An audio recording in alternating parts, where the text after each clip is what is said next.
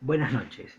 En el marco de la cuarentena que todos estamos cursando, he decidido ofrecer un muy modesto ciclo. De hecho, no puedo prometerles que va a tener una continuidad a lo largo de las noches sobre literatura, que es más o menos de lo único que puedo hablar con cierto criterio. Y he elegido para esta noche, para entrar en temas sin más preámbulos, algo que en general la gente me pide con cierta recurrencia, que es cuándo vas a dar una charla sobre Borges. He dado muchas y he abordado muchos textos de Borges, pero siempre está como esa demanda insistente de cuándo voy a hablar de Borges, como si no hubiera tantísimos otros intérpretes mucho más calificados que yo para hablar de la obra de Borges. Pero para esta noche, que insisto, ojalá tenga continuidad a lo largo de las próximas noches eh, durante esta cuarentena, para buscar entretenernos, no pretende más que eso, no pretende ser una sesuda sesión de hermenéutica de la obra de Jorge Luis Borges. Elegí para esta noche un cuento que se llama La lotería en Babilonia, que es un cuento que ustedes pueden encontrar en Ficciones, que para mi modo de leer a Borges es el libro, no sé si por el que hay que empezar, pero es inevitable que es el libro por el que hay que pasar si uno pretende tener una comprensión de la narrativa borgiana y de la obra borgiana sin más. Es un cuento que tiene sus dificultades, por supuesto, como en general lo tienen la mayoría de los cuentos de ficciones, exceptuando tal vez un par, como La forma de la espada, como La secta del Fénix. El cuento del sur tiene la trampa de parecer ser muy accesible, no lo es, pero en general los primeros cuentos que ustedes van a encontrar en la edición de ficciones son altamente complejos y no vale la pena mentir respecto de esto o establecer un engaño. Requieren una relectura, una cierta preparación que en muchos casos se ha exagerado y que termina impidiendo el acercamiento al texto. Yo siempre preconizo el acercamiento al texto, más allá de que lo más probable que pase con Borges y con tantos otros autores y autoras es que uno tenga que releerlo varias veces. Pero los primeros cuentos de ficciones, que de hecho constituyen una sección que se llama El jardín de senderos que se bifurcan, también existe el cuento homónimo respecto de esa sección, ahí están los cuentos más complejos de Borges, o por lo menos los que la crítica ha identificado como los cuentos más complejos. El más complejo de todos es Clonuk Barorbis Tertius, es el primer cuento de ficciones. La lotería en Babilonia está dentro de ese rango de complejidad. El jardín de senderos que se bifurcan, por supuesto, también. Pierre Menard, autor del Quijote, y así podríamos seguir, digamos. Los cuentos que en general son citados de Jorge Luis Borges, como aquellos donde Borges pone toda su maestría para presentarnos la tensión entre ficción y realidad, o su versión del fantástico, para decirlo de otra manera, son estos que he mencionado y algún otro, pero no mucho más. ¿Por qué elegí la lotería en Babilonia? Primero porque, si bien está dentro de estos cuentos, digamos, premium, por decirlo de alguna manera, de Jorge Luis Borges, en general no es el cuento más comentado. Si ustedes han tenido alguna experiencia académica de aproximación a la obra de Jorge Luis Borges, en la facultad usualmente se lee con tanto énfasis Tronus Orbis Tertius como El Sur, por ejemplo, o Pierre Menard, autor del Quijote, por distintas razones. Pero La lotería en Babilonia en general es un texto, para mi gusto, poco trabajado. Podría alguien desmentirme y lo puede hacer vía comentarios y decirme, no, señor Russo, es un texto que es muy trabajado. Bueno, en general no he encontrado que así sea. Tiene la característica que tiene muchos cuentos de Borges, de ser muy breve. Este tiene 5 páginas a 4, por lo cual nadie puede decir que no tiene acceso al texto, está en internet, como toda la obra de Borges. El cuento tiene un comienzo que se ha hecho muy famoso, no tal vez sea el comienzo más famoso de los cuentos de Borges, hay otros cuentos de Borges que tienen comienzos extraordinariamente célebres, probablemente Las ruinas circulares, que es otro cuento que también integra ficciones y que es de altísimo interés para los hermeneutas de la obra de Borges. Todos recordamos el inicio de Las ruinas circulares, donde Borges nos dice: nadie lo vio desembarcar en la unánime noche. También el comienzo de la biblioteca de Babel es así de prometedor, y en fin. El comienzo del telón, no sé si tanto, pero digo, en general Borges nos cautiva desde el inicio de sus relatos. La lotería en Babilonia tiene el siguiente comienzo, que me gustaría leer, son 2 líneas, y después daré mi interpretación y me basaré en la interpretación de Ricardo Piglia, que como ustedes saben es casi mi auxilio inmediato para entender Borges y para entender cómo funciona buena parte de la literatura contemporánea. El cuento arranca así. Dice, como todos los hombres de Babilonia, he sido procónsul, como todos, esclavo. También he conocido la omnipotencia, el oprobio, las cárceles. Es un narrador, como siempre decimos, de una efectividad extraordinaria y parece cifrar, o no, directamente cifra, la idea de que en Babilonia, en un tiempo absolutamente impreciso, por supuesto, suceden estas cuestiones. Todos de alguna manera recorren, valga la redundancia, todos los destinos sociales previstos, todas las formas de organización que son posibles para una vida, desde ser procónsul hasta ser esclavo, ida y vuelta.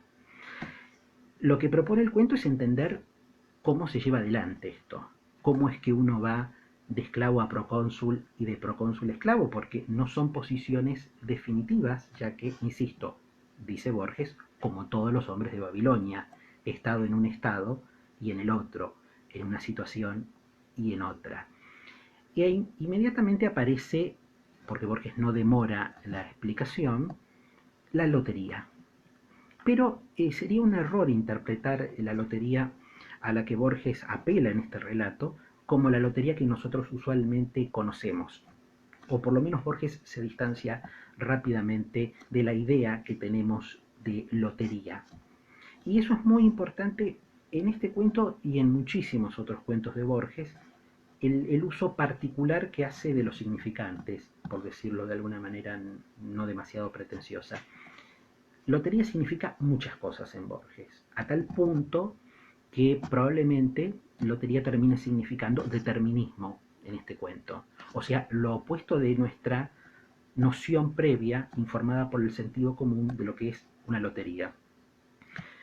Pero me anticipo a algo que después voy a refrendar en una cita de Ricardo Piglia o a través de una cita de Ricardo Piglia, el hecho de que es un texto político.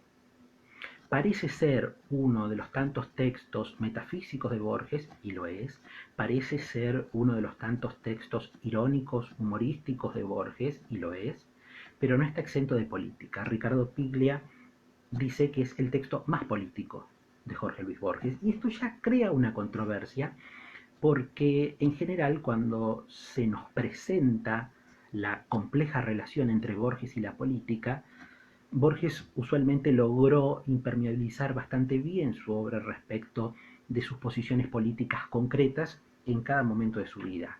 Las que usualmente intentan leerse o buscarse ese momento político en la obra es en general su consabido y célebre antiperonismo. Pero hay momentos previos al antiperonismo de Borges y hay momentos posteriores, no porque haya dejado de ser antiperonista, como todos sabemos, sino porque a ese antiperonista le agregó elementos cada vez más conservadores. Pero estamos en la década del 40, estamos en la época de los grandes cuentos. Beatriz Arlo dice algo cierto, no demasiado brillante, pero cierto. Sarlo dice, Borges nunca superó ficciones. Y estoy de acuerdo, estoy de acuerdo. Ficciones es como compilación, se publica en el año 44, pero reúne textos que Borges empezó a escribir a partir del año 38. ¿Por qué digo esto y por qué Sarlo me parece que hace este señalamiento de cifrarse en ficciones como el libro donde toda la genialidad de Borges estaría condensada de una manera sublime? Y no en el Aleph, por ejemplo. Hay muchísimos lectores y lectoras de Jorge Luis Borges que gustan enormemente del Aleph en los siguientes términos. Dicen, es un libro más literario que ficciones. Entiendo lo que quieren decir, entiendo lo que quieren decir. Quieren decir, por ejemplo, que el inmortal les parece por lejos más literario que el cuento que voy a comentar esta noche, La lotería en Babilonia, en el sentido de que moviliza una historia, una serie de motivaciones para que el personaje realice A, B o C, ¿no? Está bien, en ese sentido es verdad. El mismo cuento, el Aleph, es un cuento que bajo ese criterio de más literario también satisface esa condición, es la historia de un amor, desamor eh, y una serie de informaciones bastante ingratas a las que se pone al tanto Borges personaje respecto de su amada fallecida Beatriz Viterbo. Nadie negaría que esos relatos son relatos extraordinarios por la historia que cuentan, además de por la forma en que esas historias son contadas. Pero reconociendo esto, creo que en ficciones Borges nos muestra realmente con una concisión de textos, el más largo es Tronus Orbis Tertius y también el más complejo, que no van más allá de las 15 páginas. Puedo estar equivocándome por una página más o menos. Y sin embargo creo que ahí está todo. Y el desafío es entender ficciones. Pero bueno, vayamos, hecho esta digresión, vayamos a la lotería en Babilonia. Decía que si bien parece ser un cuento sobre la lotería, es en realidad un cuento sobre el determinismo, o sea, exactamente lo opuesto que aquello que dice el título. Esto es muy común en Borges, no por un afán esto se ha dicho algunas veces, desconfíen en general de todo consenso demasiado sólido que hay respecto de la obra de Borges, podría extenderse a desconfíen de cualquier consenso demasiado sólido que hay respecto de la obra de cualquier gran escritor o escritora, pero en el caso de Borges, que es lo que más cerca tenemos y que hemos podido verificar ese efecto Aleph que produce Borges en el sentido de cantidad de producciones críticas, de lecturas, de relecturas, que terminan repitiéndose, o más que efecto Aleph, biblioteca de Babel, ¿no? Infinitos libros, pero de alguna manera todos tratan de reducir a Borges a una serie de imágenes, de temas que más o menos todos y todas conocemos, que van desde el tigre, los espejos, el laberinto, el doble, más o menos por ahí andan en general el infinito, por supuesto, la eternidad, y así podríamos seguir, pero más o menos nos repetiríamos fácilmente y rápidamente en ese catálogo de los grandes temas borgianos. Yo siempre he dicho que creo que el tema es otro. No es desconocer esto, porque evidentemente son recursos, temas, tópicos, imágenes, como ustedes quieran decirlo, que Borges utiliza, pero me parece que hay algo más profundo y que es justamente eso que es más profundo, es una coherencia, es un pulso narrativo, es alguien que quiere transmitir un discurso unitario sobre lo que, dicho rápidamente, sería su versión de la perplejidad ante el universo. Eso es Borges, entre otras tantas cosas, pero es eso. Entonces yo considero que no hay que apartarse, o no habría que apartarse demasiado de ese discurso unitario que nos permitiría sí luego ver que en Pierre Menard, con todo derecho, se pone en juicio el tema del original, la copia, la escritura, la reescritura, qué es un libro original, qué no es un libro original, también ciertas burlas sobre la importancia que hay que darle a las vanguardias, en fin, todo eso está en Pierre Menard, por ejemplo, o en la biblioteca de Babel. Uno puede pensar el tema del infinito, y si la biblioteca no es infinita, como de hecho no lo es al menos inabarcable. Uno puede ir haciendo esas disquisiciones como móviles para intentar entender cada cuento puntual de Jorge Luis Borges, pero no va a lograr una síntesis, que es en lo que estoy insistiendo. No va a lograr entender cuál es realmente la innovación radical de Borges en la narrativa en la lengua castellana del siglo XX. Pero bueno, nada, como advertencia para desconfiar un poquito de esos libros que son Borges y la matemática, nada en contra de Guillermo Martínez, es un libro que cuando se publicó en el año 2003 a mí me sirvió y muchísimo para entender justamente las abundantes alusiones que hace Jorge Luis Borges a la matemática. Después hay otro libro muy difícil de conseguir que se llama Borges y la ciencia, que editó Eudeva. La primera edición del libro de Guillermo Martínez también salió por Eudeva, pero creo que a la larga son intentos reduccionistas y que lo que nosotros tenemos que hacer con Borges, por lo menos a más de 30 años de su muerte, es abrirlo más todavía. No para hacer una lectura posmoderna, ya el posmodernismo ha pasado hace tiempo, mal que le pese a gente que intenta sostenerlo, el posmodernismo ha muerto y en todo caso no es para abrir a Borges en el sentido de fragmentarlo y de construirlo ilimitadamente. No, no, yo creo que hay una totalidad de sentido en Borges, creo que él trabajó con esa intencionalidad estética y justamente descifrar esa intencionalidad estética, insisto, unitaria, orgánica, es lo importante y no tanto ir detrás de si es un libro, si es un cuento sobre los espejos, sobre la enciclopedia o lo que parezca que se pone en juego en cada uno de esos relatos. Volvamos a la lotería en Babilonia. Dicho esto de sospechemos respecto de qué es lotería. Borges juega con un humor exquisito respecto de cómo los hombres en Babilonia de alguna manera se jerarquizaban en función de esta lotería, ya que todo era dinámico, porque la lotería es dinámica. Es importante esto. Borges es un chiste y muchas cosas de Borges cuesta entenderlas porque uno las toma con una solemnidad cuantiosa. En un momento Borges habla de las letras, siempre son letras hebreas, ¿no? Siempre sabemos que hay un fetiche con las letras hebreas para Borges porque significan mucho más que letras hebreas, parecen ser como pequeños índices o indicios del sentido del universo, ¿no? El ejemplo más común es Aleph, ¿no? Sabemos que es la primera letra hebrea, pero al mismo tiempo designa también a los números transfinitos o algunos números transfinitos, por lo tanto también es polivalente. Vuelvo a eso que me parece importante marcar, ¿no? En Borges todo es más polivalente y múltiple de lo que parece. Entonces Borges habla de los hombres y dice, bueno, están los que llevan la letra Bet. Dice, esta letra en las noches de luna llena me confiere poder sobre los hombres cuya marca es Gimel, pero me subordina a los de Aleph, que en las noches sin luna deben obediencia a los Gimel.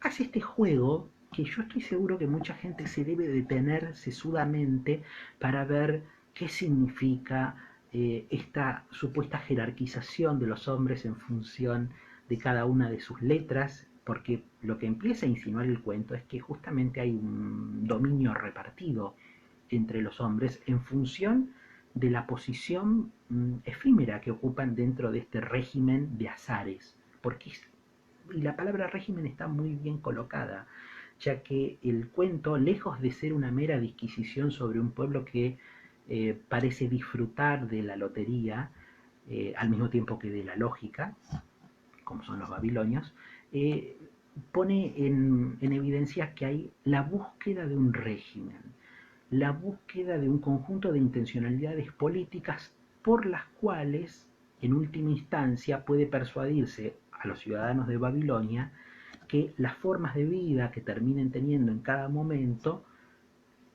estarán dictadas por el azar cuando en rigor son maquinaciones del Estado. De hecho, me estoy acercando bastante a la lectura que hace Ricardo Piglia diciendo esto último.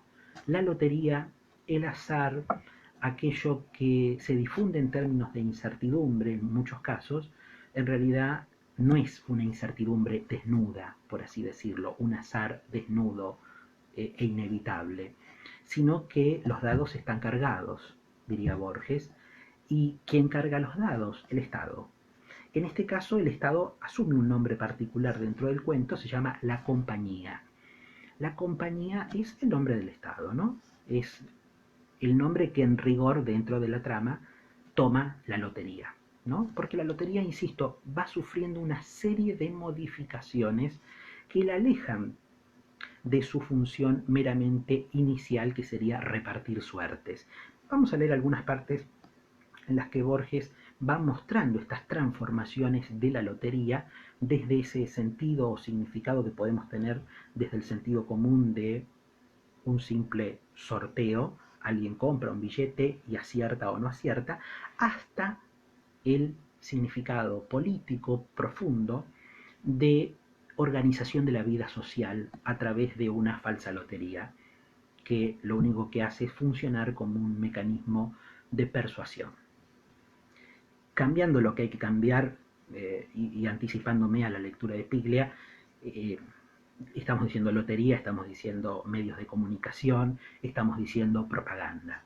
Eso es lo que quiere decir Borges. Y en un texto de la década del 40, donde Borges en ese momento tiene una posición que podríamos llamar liberal, tiene mucho sentido. Esta queja respecto de la intromisión de los estados, en ese momento, por lo menos los más poderosos, con una notable configuración totalitaria. Entonces, esta es la queja de Borges ante los estados totalitarios, pero al mismo tiempo Borges ve más allá, como todo genio, y logra advertir que esto podría ser un mecanismo mucho más permanente en lo que hace a la relación del individuo con el cuerpo social y del cuerpo social con lo gubernamental, que admite también muchas variaciones. Entonces, si ustedes avanzan un poco más en el cuento, en un momento Borges dice, la lotería en Babilonia era un juego de carácter plebeyo, ¿no? Hay una marca que es social y que es política. Después avanza y dice, en pleno día se verificaba un sorteo. Los agraciados recibían, sin otra corroboración del azar, monedas acuñadas de plata. El procedimiento era elemental, como ven ustedes, y de alguna manera no podían conformarse con ese procedimiento elemental, y la palabra elemental aparece ligada a la palabra plebeyo. Había que sofisticar el juego porque de alguna manera el imperio del azar sobre la vida social tenía que tener mucho más alcance que el que podía tener sobre incautos que meramente creían estar jugando a la lotería. Dice Borges, naturalmente esas loterías fracasaron. Su virtud moral era nula. Y acá introduce algo extraordinario, es decir, atribuirle una condición moral a la lotería, que no pasa por las cuestiones relativas a la ludopatía, no, nada de eso. Es moral en el sentido de elemental y plebeya, por lo tanto, fracasa.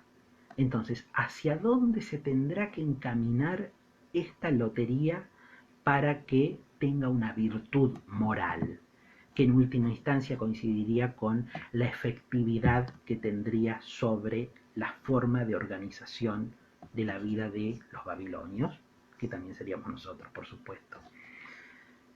Y dice una frase genial, absolutamente genial, no del todo clara, pero genial.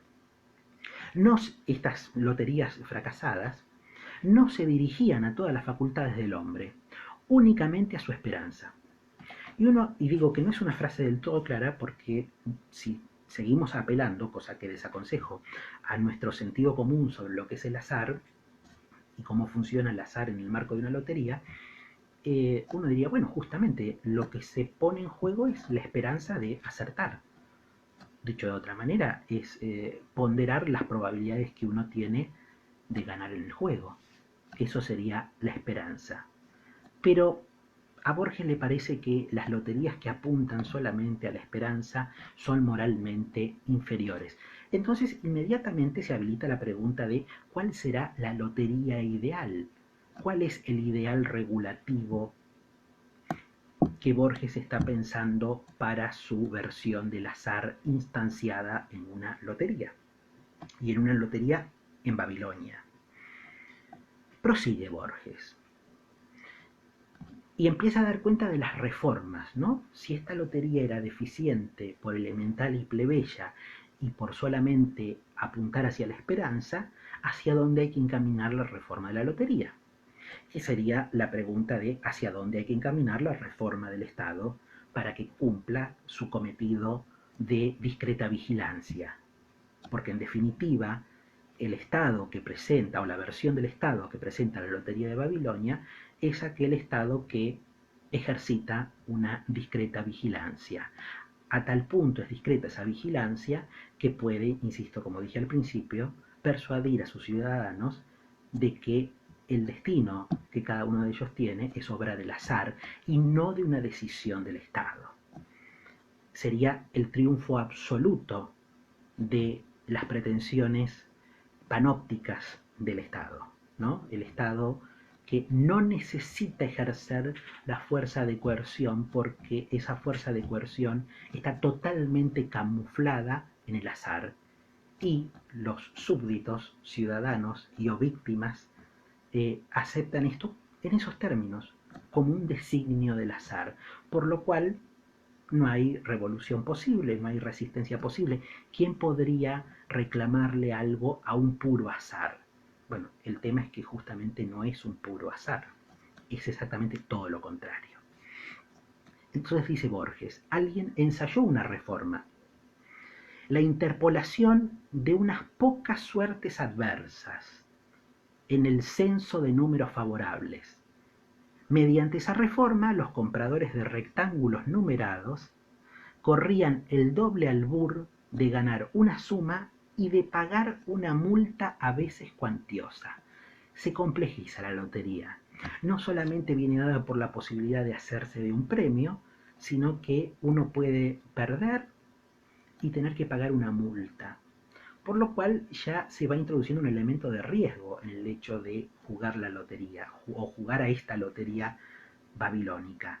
No se trata solamente de perder lo que costó el billete, sino que uno tal vez deba pagar una multa, lo cual ya es bastante extraño y vuelve a ratificar lo que serían los mecanismos usuales del Estado, de sanción del Estado. Empecemos por multas, veremos dónde terminamos. Bueno, vamos a terminar en la confiscación absoluta de la libertad del individuo. Por eso digo que me parece que es un momento de enunciación liberal de Jorge Luis Borges. Es el momento del nazismo y es el momento de la resistencia de Borges al nazismo. Prosigue Borges. Bueno, y dice la multa a veces era cuantiosa. Ese leve peligro, como siempre las adjetivaciones son maravillosas, ese leve peligro, dice, por cada 30 números favorables había un número aciago, despertó, como es natural, el interés del público. Los babilonios se entregaron al juego. Era despreciado el que no jugaba, pero también eran despreciados los perdedores que abonaban la multa. Y aquí comienza otro problema, es decir, se introdujo una reforma en la lotería por la cual no solamente se podía ganar un premio, sino también tener que pagar una multa. El problema es que todos eludían el pago de la multa, por lo cual aparece otra necesidad de reformar la lotería. La compañía, así lo introduce súbitamente, la compañía, así empezó a llamársela entonces, tuvo que velar por los ganadores que no podían cobrar los premios si faltaba en las cajas el importe casi total de las multas. Nuevamente, para seguir, no es que quiero hacer biopolítica, porque esto es anterior a la biopolítica, pero Borges con su genio nos está mostrando lo que son, en primera instancia, algunos mecanismos de control y en otra instancia, mecanismos de distribución de las suertes, ¿no? Hay que distribuir la suerte, pero también hay que distribuir la sanción, también hay que distribuir las multas. Pensar el Estado como justamente aquello que pone en circulación una serie de relatos, diría Ricardo Piglia, ¿no? Una serie de relatos, que después tienen consecuencias materiales, ¿no? Por supuesto. Pero me parece muy interesante esta idea de la lotería, ¿no? Del sorteo, de un Estado que se va construyendo en función del azar, pero al mismo tiempo ese azar es un azar totalmente amañado, falso, tergiversado. Y bueno, Borges dice, está la compañía, no dice el Estado, porque nunca Borges va a hablar del Estado, pero es la compañía. Lo cual también en otras interpretaciones políticas de este texto, uno podría decir, bueno, la compañía es tanto puede ser el Estado como el mercado, o la sinergia del Estado con el mercado. Insisto, estos no son disparates míos, refrendo esta interpretación, y lo que Piglia dice, insisto, que dije al principio, es el texto más político de Jorge Luis Borges, La lotería en Babilonia. Por lo cual me siento autorizado a hacer estas interpretaciones políticas. Sería un texto de, a Piglia le encantaba, por supuesto, de reflexión sobre lo que significa la circulación del dinero, a través, en este caso, de la suerte o del azar, o la circulación del poder. Es lo mismo. Prosigue Borges. Entonces, dice, los que no pagaban las multas y no permitían así que la compañía pagara los premios a quienes habían acertado. Entabló una demanda a los perdedores, la compañía. El juez los condenó a pagar la multa original y las costas del proceso, o, daba una posibilidad alternativa, unos días de cárcel. ¿Qué creen que es lo que sucedió? Todos optaron por la cárcel, para defraudar a la compañía. De esa bravata de unos pocos nace el todopoder de la compañía, su valor eclesiástico metafísico. Es decir, que todos de alguna manera ejercitaron los caminos por los cuales podían defraudar a la compañía, ejercitando lo que nosotros diríamos la viveza criolla. Pero esa viveza criolla de alguna manera estaba prevista por la compañía. La compañía siempre va un paso adelante y va previendo lo que serían las resistencias de los individuos o los intentos de los individuos por hacer fracasar la empresa de la compañía, que sería la administración del azar. Y bueno, Borges dice, poco después sucedieron otras cosas. Entonces, en un determinado momento se acabaron las multas, otra reforma de la lotería, se acabaron las multas. Y directamente se comunicaba que a tal número le correspondían tantos días de cárcel. Por lo cual directamente se pasó a la punición. Dice Borges, fue la primera aparición en la lotería de elementos no pecuniarios. Es decir, se transformó de un juego donde las suertes ponían en circulación la posibilidad de hacerse con algo de naturaleza pecuniaria, para pasar a un sistema de sanciones. ¿Se gana en la lotería o se va preso? Ya no hay multas. Por eso digo, la escalada de los mecanismos de control, que son todas posibilidades de los estados. Si alguien duda de esto, lean, los compañeros de filosofía lo saben muy bien, el capítulo 13 del primer tomo del Leviatán de Thomas Hobbes. Creo que está pensando en eso Borges, en las formas absolutistas de la organización de la vida que emergen de un poder central. Y lo que de alguna manera está diciendo Borges, tal vez ya no tanto como un liberal, sino como un anarquista, es ¿y quién realmente empoderó a este Estado, o llamémosle la compañía, o como querramos llamarlo, para que realmente tome decisiones por nosotros? Es decir, está haciendo una impugnación respecto de todo lo que sería un pacto o un contrato social. No hay pacto para Borges, por lo menos en este cuento. Lo que hay es siempre maquinación del Estado para poder engañar a sus ciudadanos, en este caso haciéndoles creer, insisto, que están jugando a la lotería, cuando en realidad no están jugando a absolutamente nada, sino que se están poniendo al corriente de una decisión predeterminada. Y bueno, Borges avanza bastante en el cuento, no quiero aburrirlos y aburrirlas, pero después verán que al final, ¿no? Al final hay una serie de hipótesis muy interesantes, porque la compañía va proliferando en su afán de tomar decisiones respecto de sus ciudadanos, y entonces empieza a organizar toda la vida política, todo el sistema de sanciones aparentemente está o empieza a estar organizado por el azar. Y entonces en un momento Borges cuenta como una pequeña historia, es decir, por ejemplo, cómo se llevaban adelante las ejecuciones en Babilonia bajo un estado, compañía, que tenía estas características de basar todas sus decisiones en un azar presunto. En un momento Borges dice, ¿no? Esto funcionaba de esta manera, fueron reformando la lotería para que fuera cumpliendo distintas funciones y de alguna manera para que no se perdiera el interés en la lotería. Pero dice Borges en un momento, nadie había ensayado hasta entonces una teoría general de los juegos. Aparece este elemento universal, es decir, bueno, de alguna manera, un poco ad hoc, en Babilonia se fue inventando la lotería, se fue perfeccionando y se fue, de alguna manera, los poderosos trataron de sacar provecho de las distintas reformas que hacían de la lotería, pero no tenían realmente una teoría acerca de cómo funcionan los juegos. Y dice Borges, el babilonio no es especulativo. Antes había dicho que era lógico. Y ahora dice, no es, por lo tanto, no es especulativo.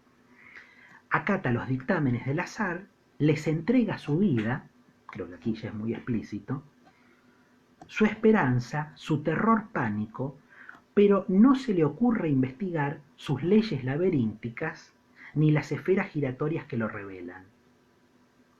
Si la lotería es una intensificación del azar, esto me parece brillante, la lotería como una intensificación del azar, una periódica infusión del caos en el cosmos, ¿no convendría que el azar interviniera en todas las etapas del sorteo y no en una sola?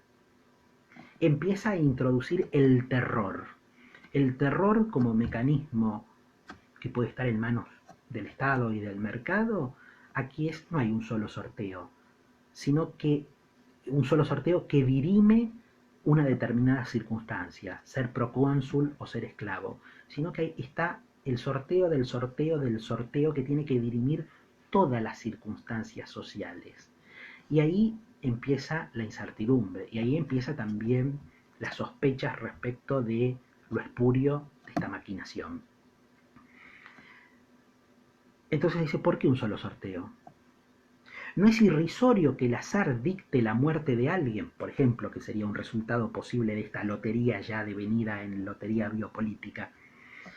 ¿No es irrisorio que el azar dicte la muerte de alguien y que las circunstancias de esa muerte, la reserva, la publicidad, el plazo de una hora o de un siglo, no estén sujetas al azar? Es decir, introducido el azar, ¿cómo después cancelarlo? Todo lo demás se empieza a ver como arbitrario, y lo único que no se ve como arbitrario es la apelación al azar, que uno, si sigue operando desde el sentido común, le parecería que es el marco más arbitrario desde el cual tomar las decisiones. Bueno, esto es típico en muchos cuentos de Borges. En Tlön Orbis Tertius es clarísimo. Una vez que ese invitado, que en este caso es el azar, y que en Tlön es Tlön, termina por tomar, por invadir, por tergiversar y por anular el juicio de aquellos que habían instalado el propio mecanismo. En Tlön es mucho más complejo esto, es mucho más complejo porque es en realidad una rivalidad entre mundos que tienen lenguajes distintos y por tanto también metafísicas distintas o filosofías, ya que no todas, algunas eran metafísicas y otras son más bien antimetafísicas.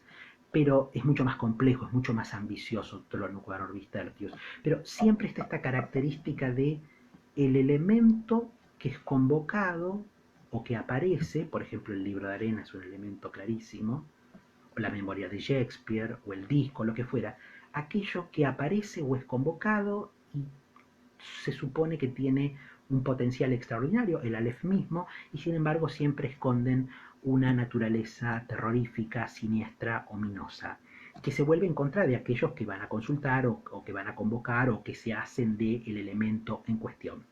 Siempre tienen una doble naturaleza, estos elementos que parecen ser maravillosos, que parecen resolver cuestiones, que parecen generar interés como la lotería, pero luego son siniestros y son elementos de control. Entonces, Borges dice esto, ¿no? Esos escrúpulos tan justos provocaron al fin una considerable reforma, cuyas complejidades, agravadas por un ejercicio de siglos, no entienden sino algunos especialistas.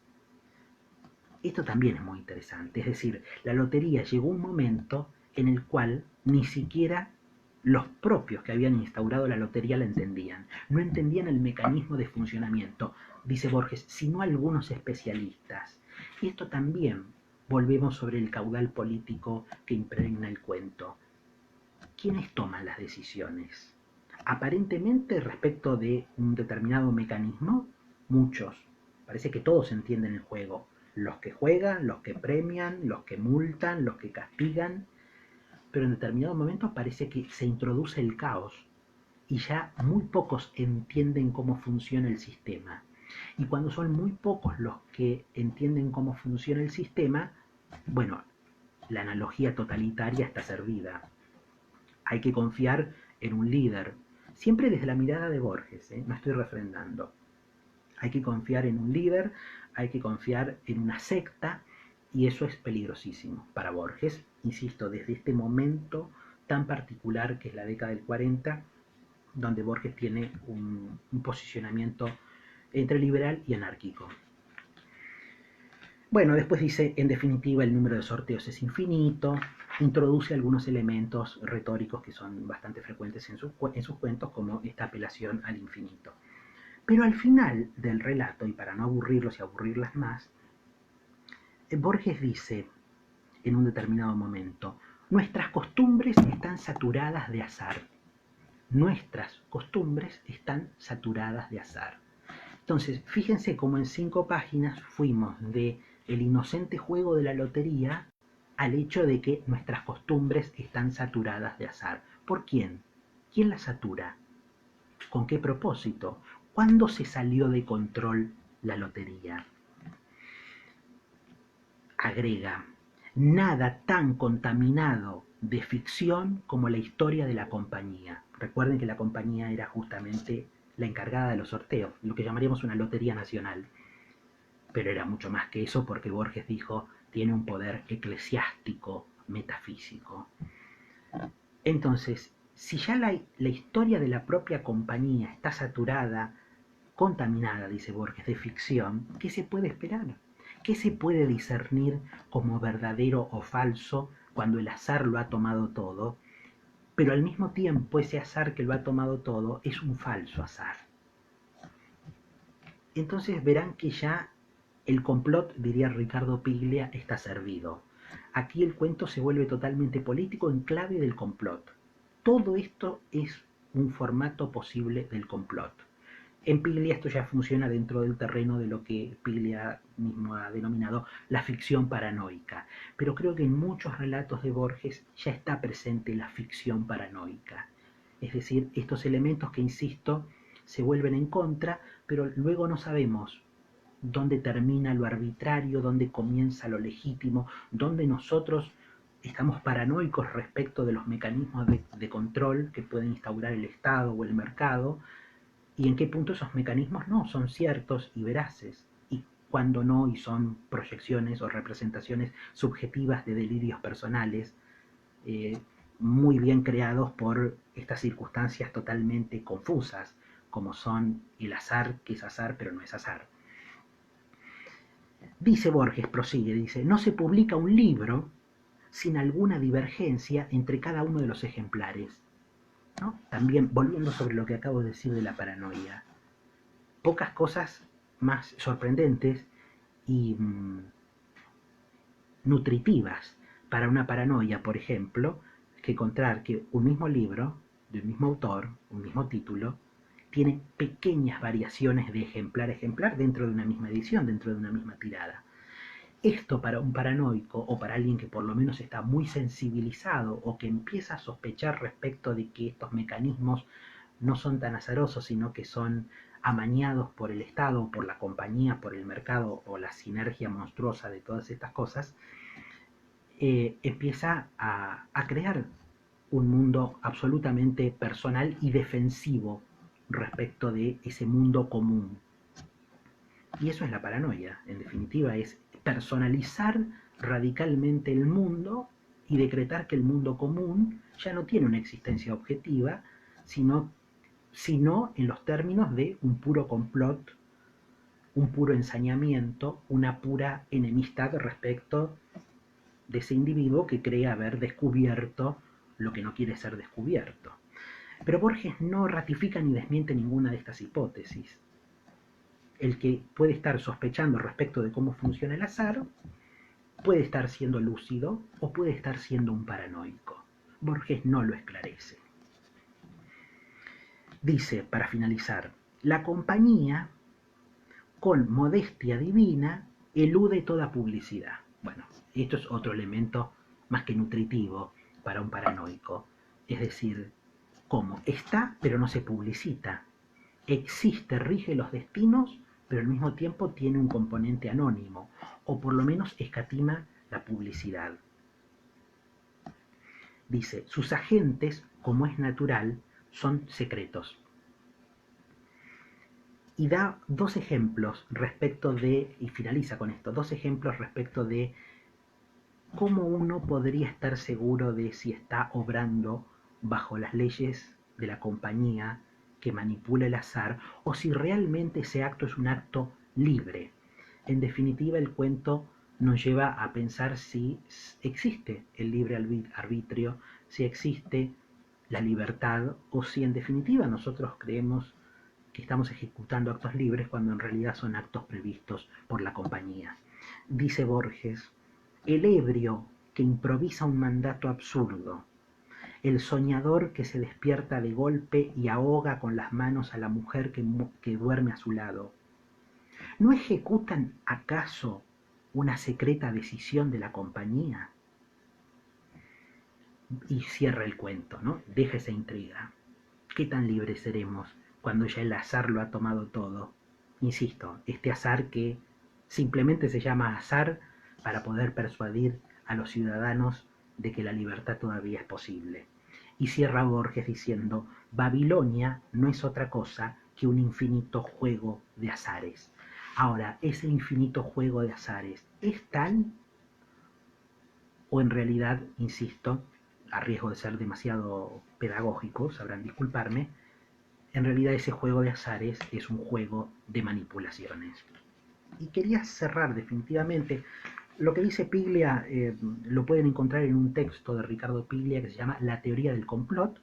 Ahí analiza el caso de Roberto Arlt, analiza el caso de Borges y analiza el caso de Macedonio Fernández y busca denominadores comunes respecto del complot. Me voy a permitir leer la cita de Ricardo Piglia en lo que hace concretamente al cuento La lotería en Babilonia de Jorge Luis Borges. Empieza un poco antes. El subtítulo es La manipulación desde el Estado. Es decir, ustedes verán que todo lo que he dicho va a ser refrendado por Piglia. Otro que trabajó el complot como un elemento básico de constitución de la ficción es obviamente Borges. Alcanzaría con pensar en 3 o 4 textos suyos que me parecen básicos en la construcción de su ficción. Primero el texto fundador, digamos, Tron Ugvar Orbis Tertius, que no hace otra cosa que contar una conspiración que termina por sustituir a la realidad misma. Esto que yo decía de un mundo que sustituye al otro luego de haberlo tergiversado por completo. Tron respecto de nuestro mundo. Ya sabemos que una sociedad secreta se constituye para crear un universo alternativo que termina por invadir el mundo y construir otra realidad que en el final del relato no se hace sino avisorar. Ustedes recuerdan, ¿no? Cuando Borges dice, bueno, ya veo que todo esto se viene encima, el mundo será Tlön, dice Borges. No como certeza de que lo que parecía una teoría paranoica respecto de la conspiración no es más que un hecho constatable, y es que el mundo será Tlön, que el mundo ha sido invadido y tergiversado por ese otro mundo alternativo, que parecía una mera hipótesis de la ficción. Estos textos, prosigue Piglia, que trabajan el complot como nudo, enseñan, digamos así, a percibir la presencia de la ficción en lo real. Insisto, dice, la presencia de la ficción en lo real, y no ya, como estamos acostumbrados a veces a rastrear, la presencia de lo real en la ficción. La ficción en la política, dice Piglia, la manipulación de la creencia, ¿no? La creencia en el azar, por ejemplo. Las historias que se vuelven reales. Después habla de que otro caso en el que se verifica esta matriz política en Borges es en tema del traidor y del héroe, que no comentaré aquí. Y dice, por fin hay un texto extraordinario, dice Ricardo Piglia, que me parece el texto más político de Borges, La lotería en Babilonia, donde es el Estado quien organiza una vasta maquinación para determinar la experiencia de vida de los sujetos a través de sorteos periódicos.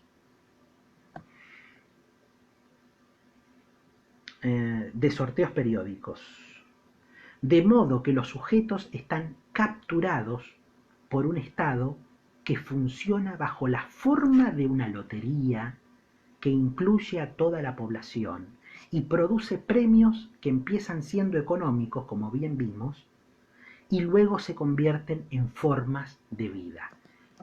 Me parece, como siempre, extraordinaria la síntesis de Ricardo Piglia, y Piglia después avanza, no lo vamos a comentar esto, y dice, esto que Borges presenta en La lotería en Babilonia aparece en el libro 5 de La República de Platón, con toda intencionalidad política y como otro momento donde también se postula el hecho de que es recomendable, bajo ciertas circunstancias, instaurar la manipulación de los gobernados, pero que esa manipulación de los gobernados debe ser instaurada bajo, como dije al principio, una discreta vigilancia, unos seductores mecanismos de persuasión, donde uno crea que es el destino el que obra y no la firme determinación de otros que en realidad lo que quieren es que nuestros intereses o nuestras demandas no se vean satisfechas. Y ahí toda la naturaleza política del cuento. Para irnos, definitivamente para irnos, esta problemática del azar, del destino, de quién mueve a quién, en definitiva, de qué tan libres somos, si la libertad es posible, si el azar tiene sentido, o si todo absolutamente está predeterminado, se darán cuenta que aludo a los sonetos donde Borges habla del ajedrez. Nuevamente, un recurso, podría decirse, de matemática combinatoria, el ajedrez, y sin embargo donde nada es azaroso, sino que todo está sujeto a leyes muy rígidas, que no obstante pueden vivirse como momentos creativos. De hecho, eso es lo más interesante del ajedrez. Los grandes jugadores de ajedrez siguen las leyes hasta un determinado punto donde empiezan a innovar, pero los límites son difusos. Y Borges siempre se aprovecha de la naturaleza difusa, de los límites que hay entre lo ordinario y lo creativo, entre la ficción y la realidad. En los sonetos dedicados al ajedrez, no los voy a leer todos, Borges dice, sobre el final del primero, en el oriente se encendió esta guerra, la del ajedrez, cuyo anfiteatro es hoy toda la tierra. Como el otro, este juego es infinito. El otro juego es el amor. De hecho, eso está totalmente desarrollado en La secta del Fénix, que es otro cuento que está en ficciones, ¿no? Donde hay un secreto que no se revela y todos se integran a una secta. Ese secreto es el amor y concretamente es la reproducción humana. Entonces Borges aquí liga el ajedrez con el amor, con el sexo puntualmente, como el otro juego infinito, la guerra y el amor, ¿no? Y nuevamente también aquí caben todas las especulaciones respecto de qué tanto sabemos o qué tanto podemos llegar a saber de estas cuestiones, y cuando creemos saber de estas cuestiones como una especie de descubrimiento propio, ¿en realidad será un descubrimiento propio o será aquello que ha sido plantado, si me permiten la vulgaridad del término, sembrado para ser descubierto y vivido como un momento de originalidad del individuo, pero que en realidad es una serie prefijada? Y esto se explicita aún más en los últimos versos del otro soneto sobre el ajedrez, conocidísimos versos, donde Borges dice: Dios mueve al jugador y éste la pieza. Que Dios detrás de Dios la trama empieza, de polvo y tiempo y sueño y agonía. Entonces, amigos y amigas, todo el problema se reduce, insoluble por cierto, a ¿quién es el autor de las tramas que vivimos? Si quieren irse a dormir con que es la lotería de los babilónicos, es una hipótesis posible, pero no confíen demasiado en ella. Les agradezco la paciencia, veremos si nos encontramos en sucesivas noches para seguir hablando de los cuentos de Jorge Luis Borges. Buenas noches.